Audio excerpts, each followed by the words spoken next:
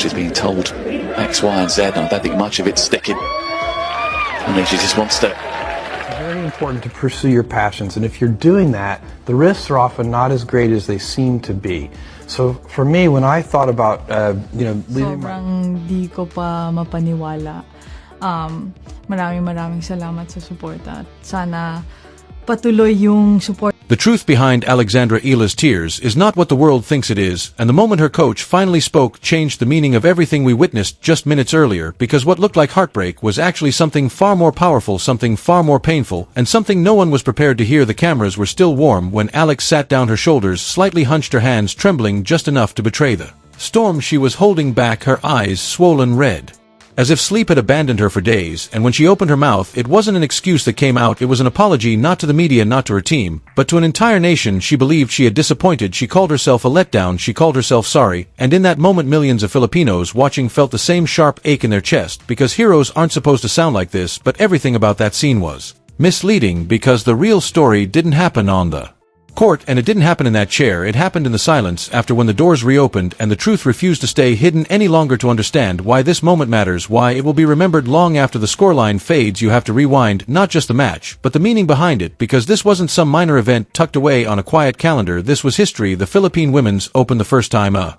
WTA 125 tournament had ever touched Filipino soil, and at the center of it stood Alexandra Eala, the child prodigy who left home before most kids finish high school, the teenager who crossed continents to train at the Rafa Nadal Academy, the junior Grand Slam champion who carried the weight of a nation's hopes before she was old enough to vote, the girl who climbed rankings not with hype, but with discipline and belief, and when it was announced she would finally play a professional tournament at home, the reaction wasn't excitement, it was obsession. Tickets disappeared instantly, social media exploded, families planned trips months in advance, the Rizal Memorial Tennis Center transformed into something sacred, drums, flags, chants, a crowd ready to witness a coronation, because in their minds this story had already been written. Alex would come home and lift a trophy in front of her people, but stories don't care about hope, and tennis never follows scripts. Standing across the net was Camila Osorio, not a villain, not an underdog, but a predator disguised as calm, a former top 35 player built for long fights fueled by attrition, someone who doesn't blink when crowds roar and doesn't soften when momentum shifts. She didn't come to Manila for photos, she came to take something, and inside Alex's camp, behind the smiles and polished interviews, something was quietly wrong. The signs were there early, a hesitation between points, a slight delay before pushing off her left foot, moments so subtle most fans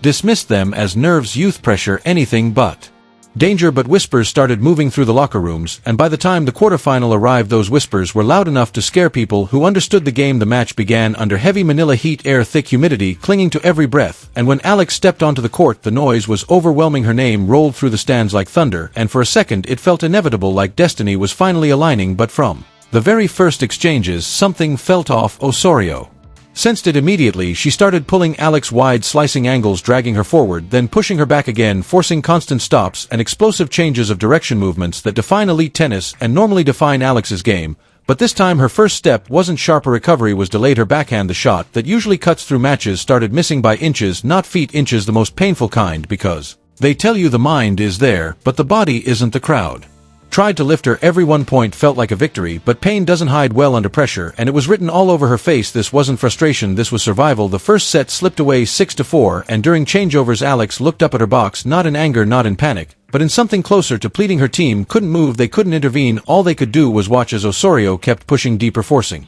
Alex to plant on a foot that clearly didn't want to hold her anymore.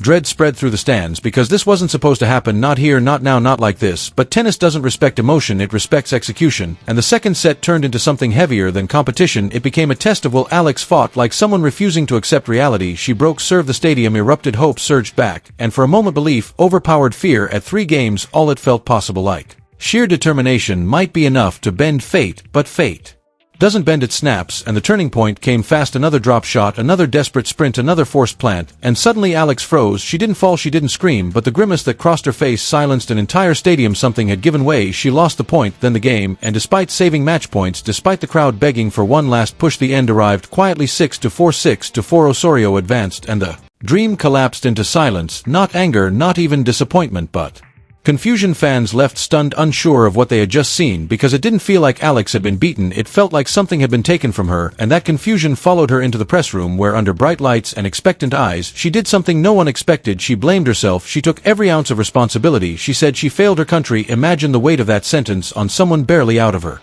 teens. She didn't mention pain. She didn't hint at struggle. She didn't ask for understanding. She absorbed all of it, allowing the world to believe she simply couldn't handle the moment. And as she spoke, social media sharpened its knives. Critics appeared, instantly questioning her toughness, her mentality, her readiness for the big stage. And while she broke down in front of cameras, something else was happening behind her. Someone was reaching a breaking point. Her coach stood there, fists clenched, jaw tight, watching his player sacrifice her reputation to protect a secret he had promised to keep. And when Alex was finally escorted out, still crying, still apologizing, he made a decision that would change everything. He stepped forward, grabbed the microphone, and told the room to sit down, because the story they thought they were writing was wrong, and if they wanted the truth, they were about to hear it.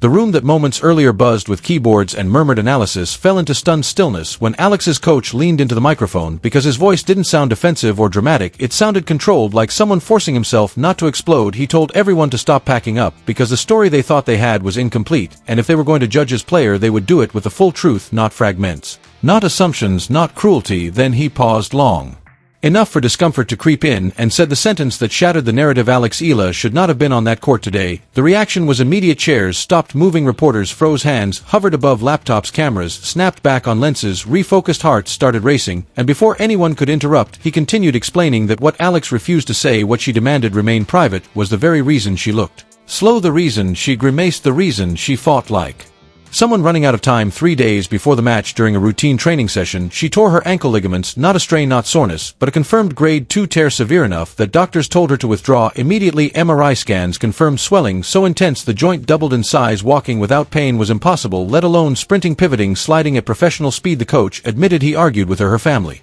begged her, the medical team warned her, but she wouldn't listen, because this wasn't just a tournament to her. This was home, this was history, this was people who saved money, took days off work, brought children wearing her name on handmade signs, and she refused to let them down. The coach then raised his phone toward the cameras, and the image burned itself into the room. Alex's ankle, dark, bruised, violently swollen, wrapped tight in layers of tape, so thick it looked artificial. Medical professionals watching later would describe it as alarming. Dangerous, irresponsible to compete on an injury like that. Risks total rupture, risks long-term damage, risks careers ending early. And yet hours before the match, Alex sat in the physio room for 6 straight hours, just trying to make her foot fit into a shoe. Pain injections numbed the surface, but not the pressure, not the instability, not the fear. And when she walked through the tunnel, that roar wasn't adrenaline, it was defiance. She stepped onto that court knowing every push would feel like glass under her skin, every stop a knife, every serve a shockwave through something already broken. And still she chose to play. The coach's voice cracked as he described the conversation they had. When he told her one last time she didn't have to do this, she looked at him and said, "They're here, they came for me, I will play, even if I have to crawl." The room felt smaller as he spoke, not because of volume, but because of weight. Journalists stopped typing, some lowered their heads, others stared straight ahead. Realizing the cruelty of what they had almost published, he explained how Alex never once asked for a medical time-out, never once dramatized pain, never once tried to manipulate sympathy. She chased balls she had no right to reach, planted on a compromised ankle again and again, because withdrawing would have broken hearts, and she would rather break herself than do that to her people. Then his tone changed, sharper, firmer, angrier. He slammed his hand on the table and said, "She did not lose because she is weak. She lost because the human body has limits, and hers reached it, while her spirit never did." That apology the world heard wasn't guilt, it was sacrifice. She absorbed blame to protect the tournament, her opponent, her team, and a country celebrating its first WTA event. She didn't want excuses, she didn't want pity, she wanted dignity. And while social media dissected her missed shots, calling her overrated, mentally fragile, incapable of handling pressure, the reality was she was playing elite tennis on one functional leg. The coach said in his entire career he had never seen toughness like that, and the silence afterward was different now, not awkward, not tense, but heavy, because once you know the truth you can't unsee it. Suddenly the match looked different. Those wide balls weren't tactical failures, they were physical miracles. That she even reached them, that 6-4 6-4 scoreline wasn't collapse, it was defiance, taking a proven top-level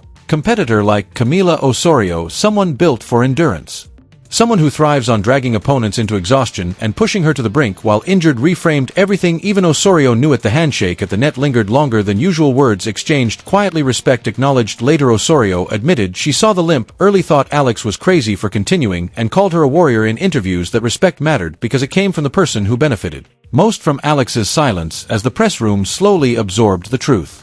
Something shifted, judgment turned into admiration, outrage turned into shame, and questions replaced criticism, questions about how much athletes sacrifice, questions about how often fans demand courage without understanding its cost, questions about whether bravery and recklessness are sometimes impossible to separate, because Alex's choice wasn't clean or easy, it lived in the gray area where heroes are forged and scars are earned. And now the debate began: was the coach right to reveal the injury, or should he have protected her privacy, even if it meant watching her reputation burn? Was Alex courageous, or did she gamble too much with her future? There were no simple answers, but one thing became undeniable: the girl who sat there crying, apologizing to a nation, didn't crumble under pressure. She carried it, she absorbed it, she shielded everyone else, and paid the price herself. And as updates began emerging about recovery, timelines, rehab plans, cautious optimism about long-term impact, one thing was already clear: Manila wasn't a failure, it was a beginning, not the loss of a dream, but the birth of something harder, tougher, deeper. The day Alexandra Eala stopped being a prodigy and became a symbol, because champions aren't defined by trophies, they're defined by moments when quitting makes sense and continuing costs everything, and she chose to continue. And if this was the price of playing at home, then one day when she stands on bigger stages, when